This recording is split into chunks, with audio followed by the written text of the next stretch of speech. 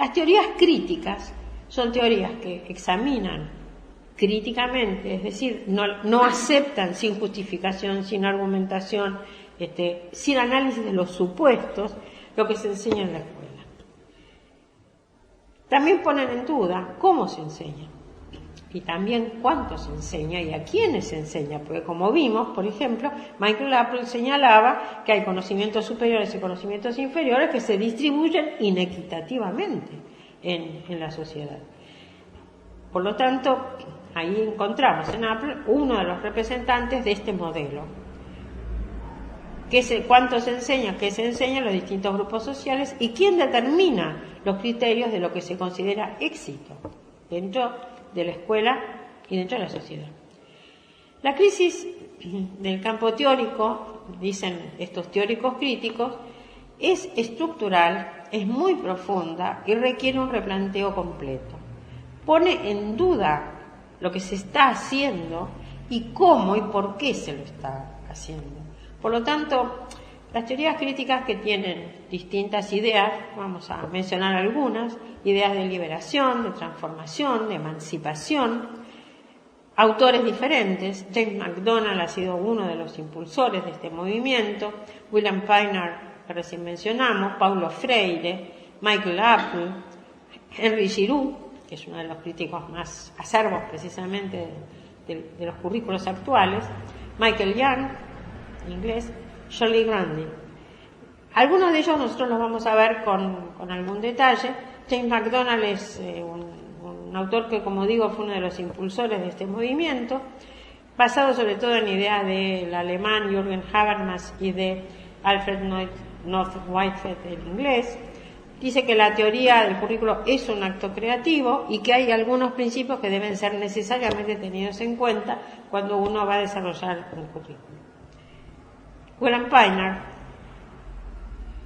pregunta, ¿qué es la teoría del currículo? Él es autor de algunos textos muy importantes en el campo del currículo, en los cuales sobre todo él se ha preocupado por incluir a todos los autores de diferentes, incluso de diferentes tendencias, que tengan algo que decir en este tema, porque él considera que justamente es un tema en el cual hay que escuchar todas las voces, hay que escuchar todas las opiniones, que uno no puede encerrarse en una sola doctrina o una sola perspectiva o enfoque, y que es necesario conocerlos.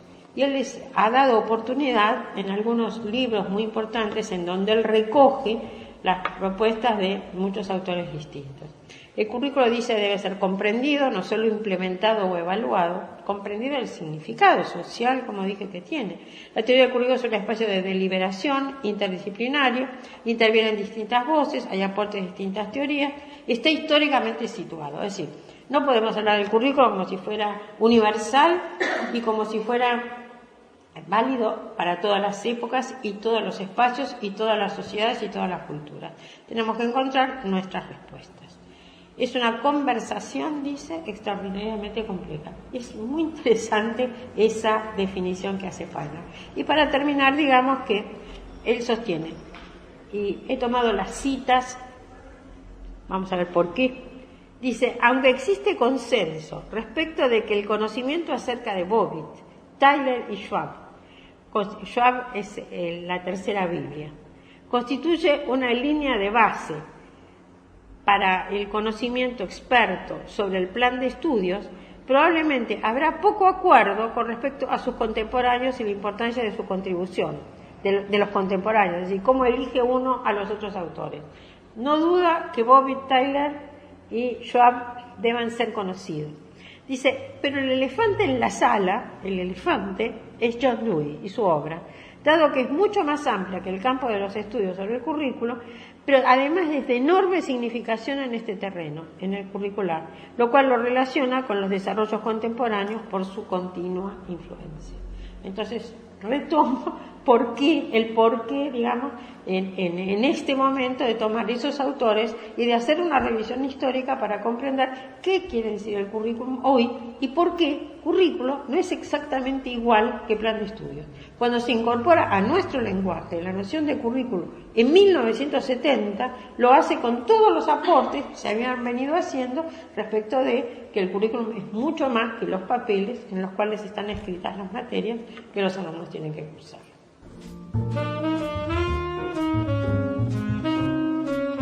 Jordi Grande escribió un libro en donde desarrolla esta idea, la idea de que el currículo es algo que no es exactamente un producto como venía siendo definido dentro de la línea de Rochdale, sino que tiene que ver más bien con una praxis, y ella diferencia las dos cosas.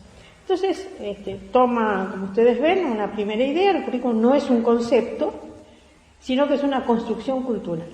Ella ha trabajado muchísimo en universidades, ella es australiana, estuvo a cargo de universidades en Australia, pero también en algunas universidades que Australia tiene en otros países, ya que ha hecho un verdadero trabajo muy grande de internacionalización de su propia educación universitaria.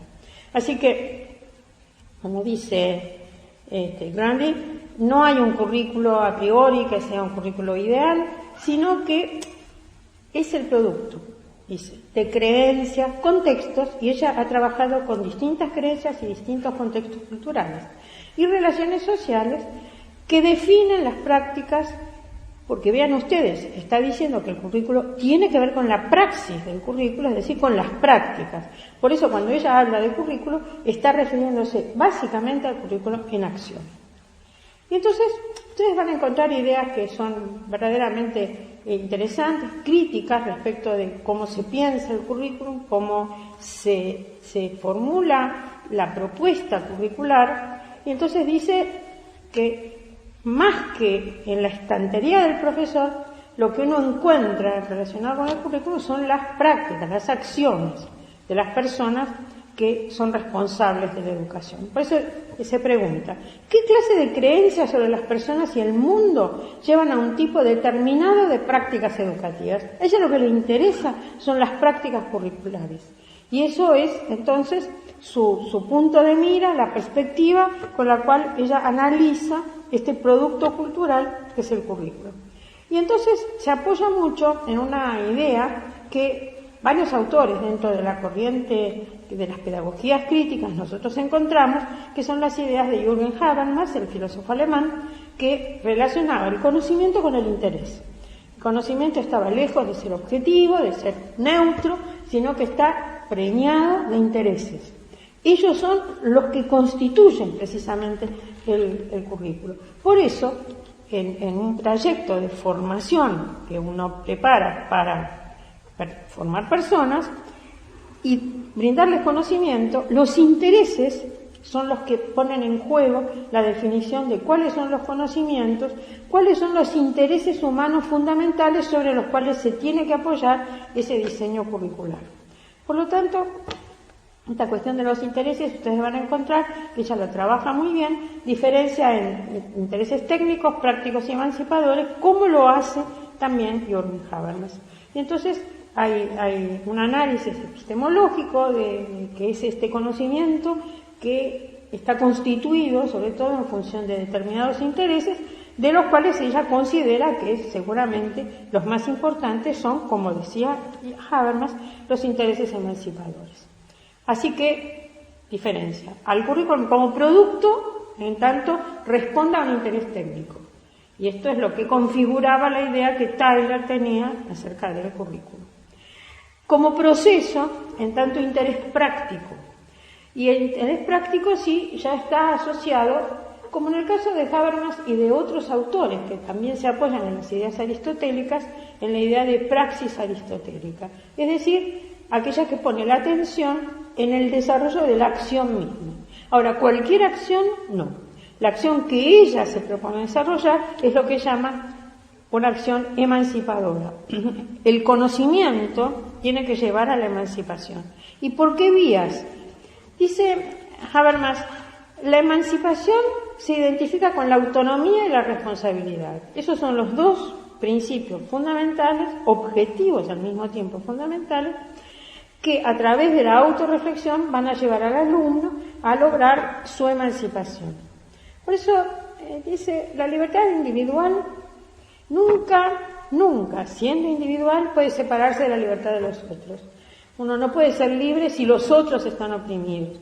Por lo tanto, tomar conciencia a través de la autorreflexión es tomar conciencia de la propia opresión y al mismo tiempo de la opresión de los demás.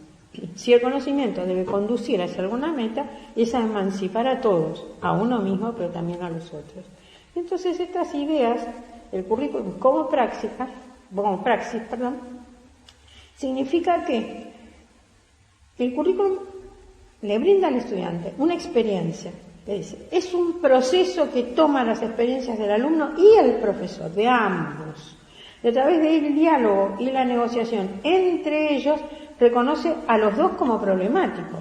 No es que esté todo resuelto, sino precisamente es una teoría crítica y la praxis es también una praxis crítica. O sea, cuando los alumnos se enfrentan los problemas reales de su propia existencia, pronto también se van a enfrentar, dice, con su propia opresión.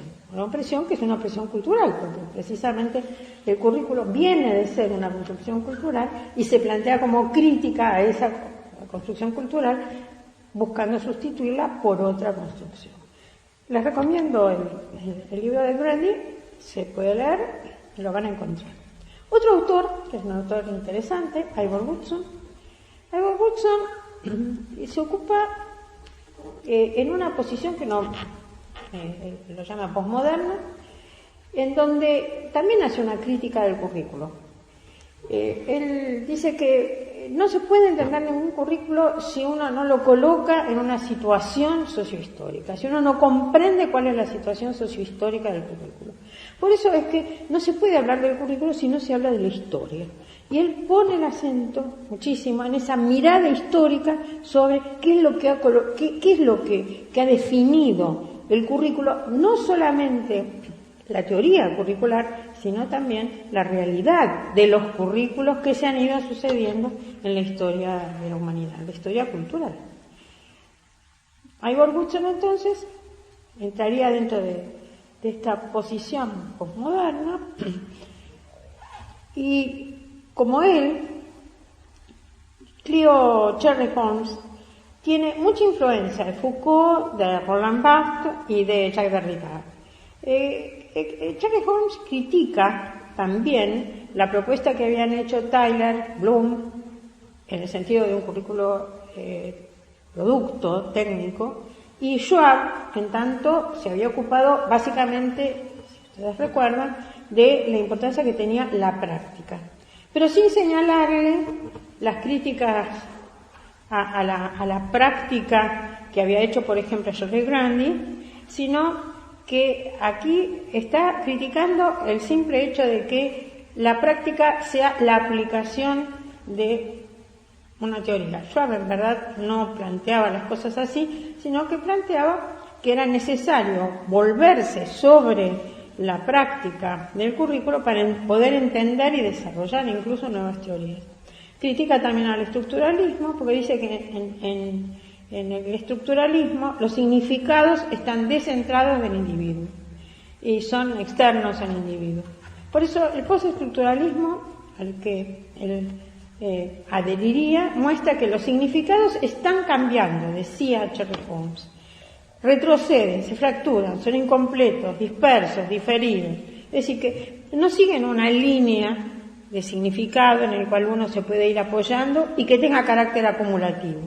Al contrario de ser acumulativo, siempre está volviendo para atrás, recambiando, planteando nuevas perspectivas, y eso es lo que en realidad resulta más atractivo para muchos autores respecto del tema curricular. Clio Sherlock Holmes, lo tienen acá, pertenece también a esta corriente crítica del currículo, igual que William Toll. Toll escribió un libro que se llama Una perspectiva postmoderna sobre el currículo.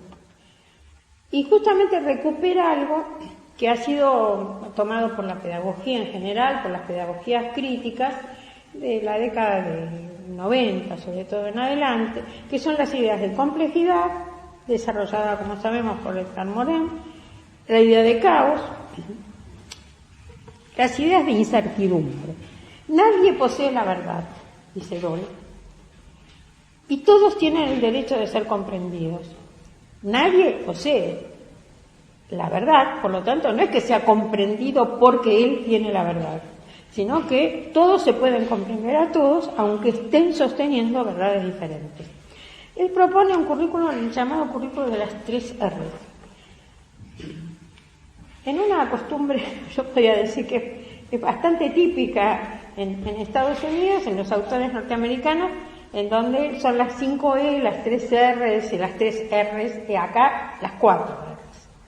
Bueno, las 4 Rs de este currículo de Dole son, por un lado, la riqueza que él define como profundidad, múltiples interpretaciones, anomalías, caos y desequilibrios.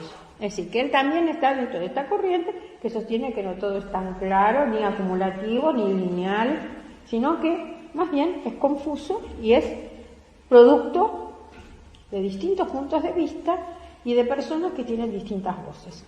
La recursión, que es la reflexión sobre el propio trabajo. Es decir, que si nosotros vamos a desarrollar un currículo, también lo tenemos que pensar en la acción.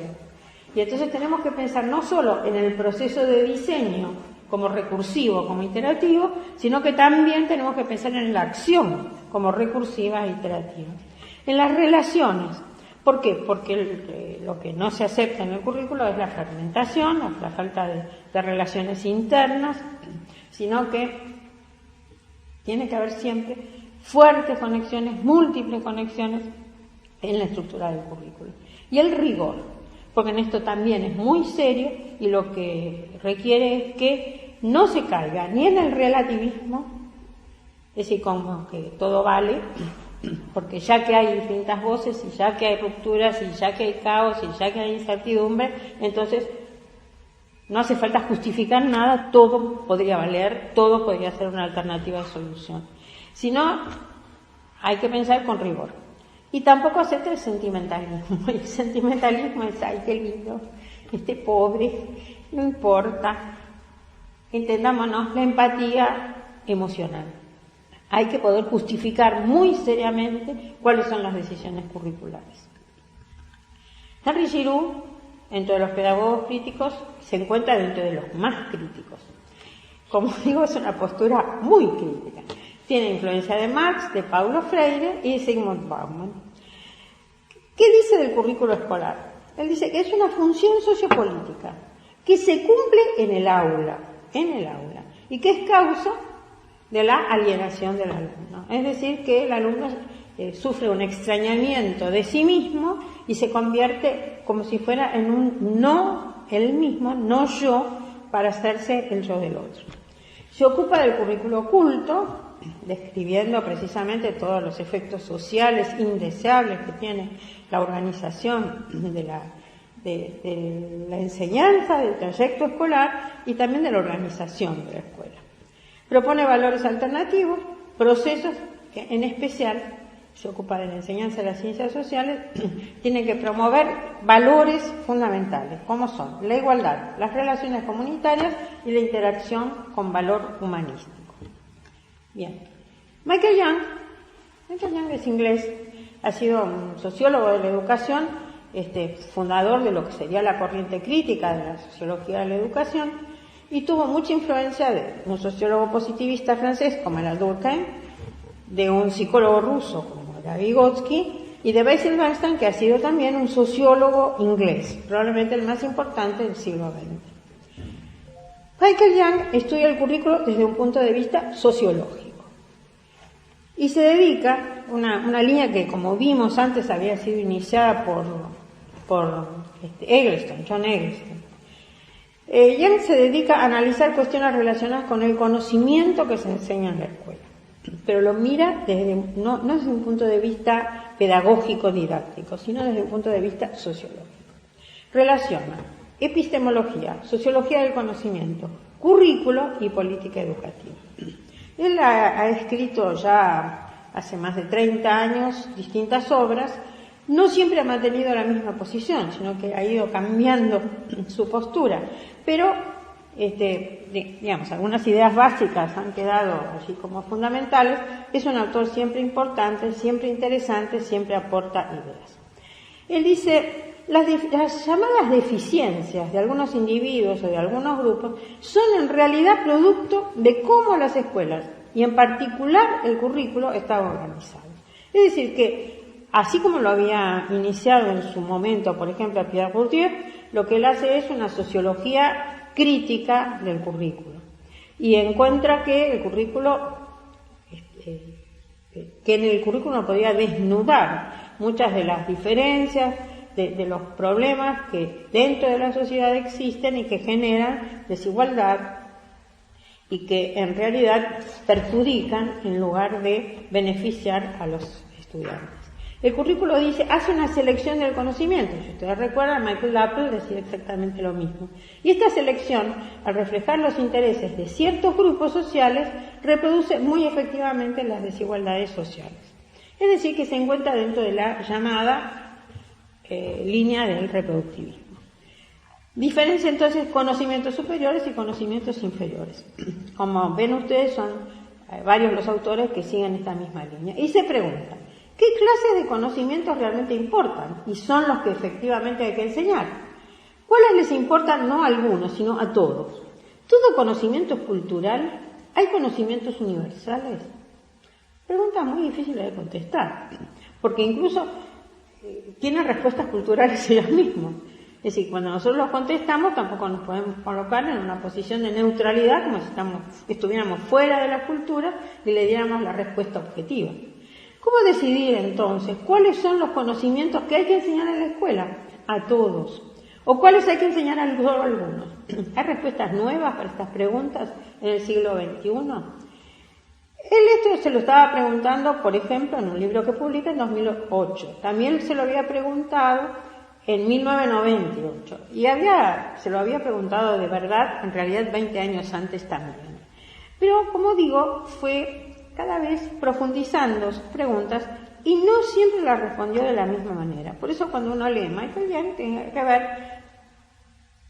a qué época corresponde su respuesta. Y a qué época corresponden también sus preguntas, porque ellas van adquiriendo distintos significados. Un autor que, al igual que con Shirley Gardner, les recomiendo que lo lean. Van a encontrar el libro completo en Internet. Está en español. El libro se llama Documentos de Identidad, una introducción a las teorías del currículo. Y efectivamente es un autor muy crítico, es interesante, es latinoamericano, como ven ustedes, es brasilero, y se pregunta cuáles son las cuestiones actuales en relación con la teoría del currículo. Nosotros hemos visto una historia de la teoría del currículo. Hemos visto a distintos autores que fueron haciéndose distintas preguntas. Él también se hace preguntas. Las preguntas que un autor latinoamericano, brasilero, se hace en ese momento. Dice, no se pueden separar cuestiones culturales de las cuestiones de poder. Es decir, no basta con decir cultura. Tengo que decir que Shirley Gardner tampoco diferenciaba la cultura del poder. Justamente lo que encontraba era una estructura de poder que actuaba a través del currículo en la escuela. Y él dice algo semejante. Dice, en este contexto es que debemos analizar las conexiones entre currículo y multiculturalismo. No olvidemos que está pensando en Brasil, que es en sí mismo una cultura que es multicultural. Y entonces trata de entender qué es lo que ocurre en la escuela, en la educación brasilera, y con el currículo que se propone para la educación brasilera en un país que es profundamente diferenciado en su interior. Entonces, es interesante su postura, dice, hay que reconocer la existencia y la necesidad de respeto a las diversidades culturales. Esta sería su principal respuesta. Pero lo que va a desarrollar con cuidado es qué significa reconocer la existencia y la necesidad de respeto. ¿A qué llama esto? Respeto y reconocer la existencia. Por eso les recomiendo que lean el libro completo. Yo voy a tomar solamente, como con Gandhi, algunas ideas. Dice, hay problemas que las diversidades culturales generan en las culturas dominantes de los países. Y esto se puede recibir más de una respuesta. La primera respuesta es que el respeto, el respeto a la diversidad, el reconocimiento a la diversidad, consistiría en que los distintos grupos culturales se igualarían por su común humanidad. Es decir, somos todos hombres, somos seres humanos, y todas las personas, entonces, por lo tanto, son iguales. Dice, hay una respuesta que él denomina multiculturalismo liberal o humanista, que sostiene esta generalidad que ya podemos decir en el siglo XIX, con la instalación del concepto de ciudadano, se había impuesto. Todos los hombres son iguales, todos los hombres son iguales ante la ley. Y dice que es crítico frente a esta respuesta en realidad. Dice, es un tipo de multiculturalismo que apela al respeto, a la tolerancia. A la tolerancia significa, bueno, sé que es diferente, bueno, lo soporto. Y a la convivencia pacífica entre las distintas culturas, porque es aparente solamente la diferencia que hay entre las personas. Es una respuesta, dice respuesta 2. La respuesta 2 implica una perspectiva crítica y a su vez puede tomar posiciones distintas. Dos posiciones. La primera, la diferencia cultural es esencialmente un proceso lingüístico y discursivo. Le da mucha importancia al lenguaje porque, bueno, hay diferencias lingüísticas importantes en su propio país, hablando el mismo idioma. Como es una relación social, el proceso de significación que produce la diferencia lingüística se da en conexión con relaciones de poder. Es decir, que se expresan las relaciones de poder en la lengua y en el uso de la lengua. Otra respuesta es la respuesta materialista, en general inspirada en el marxismo, dice que enfatiza los procesos institucionales, económicos y estructurales que están en la base de la producción de procesos de discriminación y desigualdad, que están basados en la diferencia cultural. Sostienen, producen la diferencia cultural. Dice, por eso, las diferencias culturales, si se tratan con tolerancia y respeto, habría que pensar qué quiere decir esto. ¿Quiere decir que las diferencias culturales son fijas? Es decir, yo las tolero y hago como que todos fueran iguales porque no pueden cambiar, porque son así y hay que respetarlas y mantenerlas así. Si es así, dice, si no se pueden cambiar, tienen que ser respetadas y toleradas. En cambio, en un currículo que sea realmente multiculturalista crítico, la diferencia, más que tolerada o respetada, es colocada permanentemente en cuestión. Es decir, ¿en qué consiste la diferencia y por qué la diferencia? Sobre todo cuando es una diferencia de relaciones de poder que coloca a algunos en una posición superior y a otros en una posición inferior. Lo que dice que hay que hacer es analizar las relaciones sociales, las causas y el poder que se esconde en esas relaciones sociales. Las diferencias culturales entonces se pueden manifestar de diferentes maneras. Por ejemplo, en las cuestiones de género o en las cuestiones raciales y étnicas. Diferencia raza y etnia, la raza tendría que ver con cuestiones biológicas y la etnia con cuestiones culturales. Entonces dice, habría que analizar en qué consisten esas diferencias, cómo se trata de esas diferencias y de qué manera entonces se pueden superar, porque lo que él no quiere es que se considere que son fijas, que tienen que estar así y que el currículo tiene que dar cuenta de ellas y tratar a todos con tolerancia y respeto. El currículo forma, dice, nuestra concepción identitaria. Recuerden que el libro se llama Documentos de Identidad. El currículo forma nuestra concepción identitaria y nuestra subjetividad. Un núcleo central para pensar el currículo es analizar las relaciones entre diferencias sociales y culturales, el conocimiento y el poder.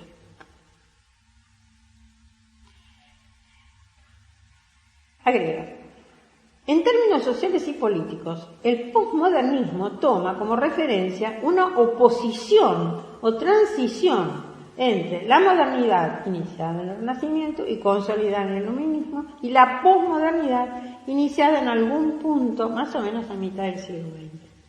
Dice, nuestras nociones de educación, pedagogía y currículo están sólidamente afincadas en la modernidad y en las ideas modernas.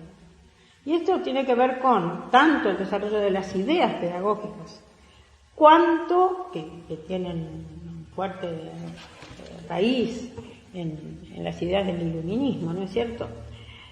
cuanto en la creación de los sistemas modernos de educación, que tienen que ver también, porque fueron un proyecto de conformación del ciudadano para las naciones modernas. Así que, bueno, dice, está fuertemente arraigado en las ideas de modernidad y en las ideas modernas. La educación, tal como la conocemos hoy, es la institución moderna por excelencia. Algunos, debo decir, que alaban al sistema escolar, a nuestros sistemas educativos, precisamente por esa capacidad que ha tenido de sostener las ideas de la modernidad. Hay otros, en cambio, que lo critican precisamente por esa misma razón. Así que, bueno, él dice, el posmodernismo tiene una desconfianza profunda, antes que nada en relación a las pretensiones totalizantes de saber del pensamiento moderno, como que el pensamiento moderno ha desarrollado el verdadero conocimiento, ese conocimiento que no se discute, que hay que aprender y que la escuela está encargada de enseñar. Cuestiona entonces las nociones del posmodernismo, las nociones de razón y de racionalidad, como si hubiera solamente una clase de razón y una clase de racionalidad. La noción de progreso, la de sujeto racional, libre, autónomo, centrado y soberano. El sujeto que tendría esas características que se esperaba que la escuela desarrollara en el hombre y la mujer moderna. Entonces dice, el currículo existente es la propia encarnación de las características modernas. Es lineal, secuencial y estático. Su epistemología es realista y objetivista. Hace una descripción muy crítica de lo que es el currículo escolar. Lineal, secuencial, estático. Realista y objetivista. Disciplinar y segmentado. Está basado en una separación rígida entre alta y baja cultura, entre conocimiento científico y cotidiano. Sigue fielmente el guión de las grandes narrativas que el posmodernismo critica con mucha pasión. Dice, las grandes narrativas sigue de la ciencia moderna, del trabajo capitalista y del Estado-nación. En el centro del currículo existente está el sujeto racional, centrado y autónomo de la modernidad. Veamos entonces qué piensa él.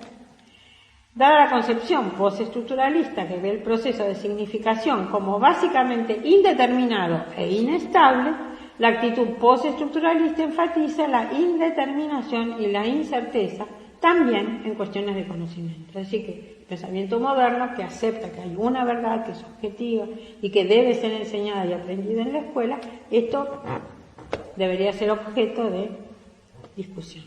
El significado, dice, no es preexistente. Desde la perspectiva postestructuralista, el significado del conocimiento es cultural y está socialmente producido. Como tal, más que su fidelidad a un supuesto referente externo, lo importante es examinar las relaciones de poder que están envueltas en la producción del conocimiento. Y la realidad es que el conocimiento efectivamente tiene procesos de producción que vale la pena analizar siempre. Siguiendo a Derrida, dice, una perspectiva postestructuralista intentaría deconstruir los innumerables binarismos, es decir, o esto o lo otro, o está bien o está mal, o es verdadero o falso.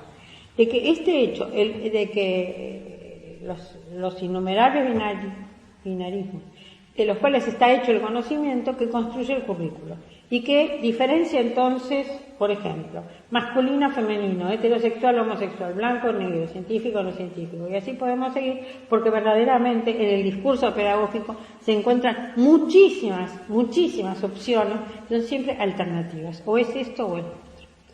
Y agrega entonces Da Silva, en el límite, para la perspectiva postestructuralista, es el propio proyecto de una perspectiva crítica sobre el currículo que es colocado en cuestión. Porque ¿desde dónde se podría hacer la crítica? Porque no es que uno pueda decir, o es esto o es lo otro. ¿Desde qué postura uno podría entonces generar una nueva teoría del currículo que no fuera binaria y que no se enfrentara a las teorías anteriores, a cada una de ellas, como una opción que es una opción irrebatible? En síntesis, él dice, después de las teorías críticas y poscríticas, no podemos más mirar el currículo con la misma inocencia de antes. El currículo tiene significados que van más allá de aquellos a los cuales las teorías tradicionales nos confinarán. El currículo es lugar, espacio, territorio, si no, no se entiende. El currículo es relación de poder. El currículo es trayectoria, viaje, recorrido, sigue, hasta etimológicamente. El currículo es autobiografía, es nuestra vida, es el currículo vitae, expresión de Cicerón. En el currículo se forja nuestra identidad. El currículo es texto, discurso y documento. El currículo es documento de identidad. Bien, los invito entonces a leer el libro de Tomás Tadeu da Silva, seguramente lo encontrarán, me parece que es interesante. Y vamos a decir que Peter McLaren, que es uno de los máximos representantes de la pedagogía crítica, efectivamente, dice, la pregunta fundamental es, ¿cuál es la función social del conocimiento? Él tiene su respuesta, que es muy semejante a la de Henry Giroux, por ejemplo. Hay otros autores que la responden de diferente manera. La pregunta que le hace es esa. Vuelvo a decir, él tiene una respuesta crítica respecto de cuál es el papel social que tiene el conocimiento, porque es un poder diferenciador entre las personas. Y tenemos que decir que respecto del currículo se han ido planteando distintos temas, los que podríamos llamar nuevos temas, que no podríamos dejar de lado al momento de pensar en hacer un diseño curricular. Por ejemplo, las cuestiones del género y su inclusión en el currículo. Las cuestiones del principio rector. Voy a explicar qué quiere decir esto. Más adelante lo vamos a retomar. Porque es un problema que se ha ido planteando cada vez con más fuerza en relación con algunos de los currículos, sobre todo en la educación en todos los niveles, pero en el nivel universitario con mucha fuerza. El principio rector es un lema que, por ejemplo, referido a una profesión, implica cambiar el paradigma al cual responde el desempeño profesional, el trabajo que se hace en esa profesión. En caso de las profesiones de la salud, de ser curativas a ser preventivas. Entonces, cuando se dice el principio rector en una profesión de salud va a ser cumplir con los principios de Alma Ata, por ejemplo, o de la Organización Mundial de la Salud, y entonces hay que buscar que los profesionales de la salud, todos los profesionales de la salud, se ocupen más bien de la prevención que de curar las enfermedades prevalentes, como ha sido durante mucho tiempo. La cuestión es cómo se instala ese principio rector en el currículo. Porque de hecho debiera teñir todas las disciplinas, la enseñanza de todas las materias. No se soluciona poniendo una materia que se ocupe de esto. Es como si nosotros dijéramos también el principio de sustentabilidad debe ser respetado y debe ser incorporado en la concepción misma del ejercicio de todas las profesiones hoy, actualmente. ¿Cómo se coloca ese principio? ¿Cómo se hace para cambiar la mentalidad de los profesores que enseñan y de los profesionales que ejercen la profesión? Bueno, estamos llamando principio rector precisamente a ese lema, que es muy difícil de introducir, porque si se introduce en todo, ¿cómo se hace para hacerlo? ¿Cómo se hace? Hay que esperar con el tiempo, hay que introducir una materia, hay que encontrar los docentes que puedan dar esa materia, que también tienen ya que pensar de otra manera. Bien. O hay que crear una especialización para formar esos futuros docentes. Llevaría tiempo. Bien. La historia de las disciplinas escolares es otra cuestión que está en gran discusión. ¿Dónde nacen las disciplinas escolares? Bueno, indudablemente hay una problemática curricular que tiene que ver con los niveles de enseñanza. Lo que se enseña en las escuelas es lo que el conocimiento producido, por ejemplo, por los mayores especialistas de las universidades en esos campos. Eso es lo que hay que enseñar en las escuelas. O la escuela responde a un proyecto pedagógico de conformación que tiene, por ejemplo, una nación en un determinado momento. En la Argentina podría ser, por ejemplo, la generación del 80, que tenía un proyecto y que cuando incorpora, por ejemplo, en la ley 1420, la idea de que hay que enseñar la lengua, que hay que enseñar la historia, la geografía, porque esto va a conformar una identidad nacional, lo que está pensando no es en enseñar la historia de la universidad, sino la historia que va a formar justamente a ese ciudadano. Bueno, estas son unas cuestiones que están en discusión y que tienen que ver realmente con decisiones que se toman cotidianamente respecto de qué es lo que se enseña en las escuelas primarias, en las escuelas secundarias, y debo decir que en las universidades obviamente hay que enseñar lo que el conocimiento universitario ha podido desarrollar en esos campos, pero al mismo tiempo puede estar respondiendo a un proyecto pedagógico de formación. Así que el tema de cuál es la historia de las disciplinas escolares tiene respuestas diferentes en distintos autores, que batallan entre sí. La apropiación social del conocimiento implica que el conocimiento que ha sido desarrollado por las universidades pueda ser, a su vez, puesto a disposición de la sociedad con el propósito no solo de que conozca, sino que también mejore su calidad de vida. Por lo tanto, el tema de la apropiación social del conocimiento es hoy un tema muy importante que tiene que ver incluso con la formación de los propios estudiantes universitarios, que se pueden especializar en un terreno y desconocer absolutamente todos los otros. La internacionalización del currículo es un proceso que también estamos viviendo en la medida en que no solo se habla de la formación de profesionales globales, sino que también implica que hay una interacción cada vez más fuerte entre universidades de distintas regiones y no falta tampoco la posibilidad de que haya también en esto relaciones de poder entre las universidades. Por lo tanto, la internacionalización es un problema crítico que vale la pena analizar cuidadosamente. Muchas veces esto refiere a que se adoptan currículos de otras universidades, de otros países, por ejemplo, para facilitar el reconocimiento de los estudios de estudiantes que van a cursar estudios fuera del país. Las tendencias a la uniformización justamente responden a veces a este tema y otras veces son íntimamente nacionales, pero también buscan que se establezcan estándares que sean comunes o competencias que sean comunes, y estándar quiere decir uniformidad. Y con ese criterio es que se desarrolló la idea de los estándares primero en Inglaterra y después en el mundo. Los currículos por competencias responden también a esa búsqueda de mayor eficiencia y a la definición de saberes en acción que no solamente a veces quedan definidos por una institución, para su propia institución, dentro de sus propios límites, sino que también permiten pensar en una uniformización en los saberes de los graduados de distintas instituciones. Y los currículos, como decía, por estándares, uniformización, competencia, estándares, hay que analizar todo ese paquete cuidadosamente porque puede ser resuelto de diferentes maneras y también puede estar ocultando, y esto es muy interesante de analizar, propósitos y diferencias que quedan, podemos decir, ocultas, están ocultando diferencias que por debajo de la superficie, de verdad, como esos oleajes internos, pueden suceder.